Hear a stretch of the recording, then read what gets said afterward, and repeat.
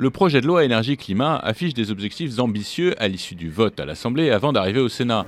Dès 2022, fermeture des centrales à charbon, dès 2035, diminution de la part du nucléaire à 50% et atteindre la neutralité carbone en 2050. Ces objectifs de long terme ne sont pas assez concrets pour la Commission des affaires économiques du Sénat qui a introduit des étapes intermédiaires, notamment sur la production d'hydroélectricité, sur l'éolien en mer ou encore sur le gaz. Sur le gaz, pareil, on a donné des objectifs et dans cette PPE, programmation, on n'est même pas dans la trajectoire de l'objectif de 10% de biogaz. Donc là encore, je crante dans du réalisme. Il faut donner des ambitions, des chiffres atteignables, mais surtout donner une lisibilité de l'action.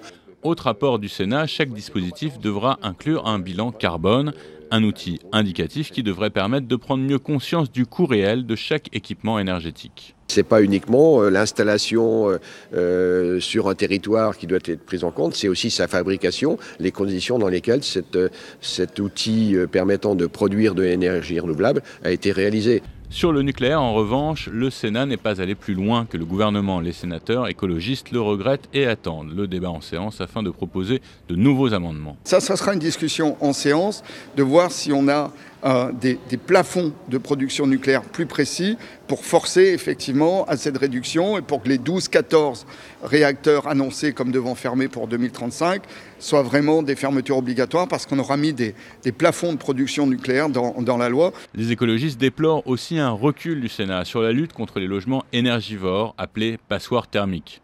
En commission, la sanction prévue contre les propriétaires est remplacée par une phase dite incitative, une manière de repousser les travaux nécessaires.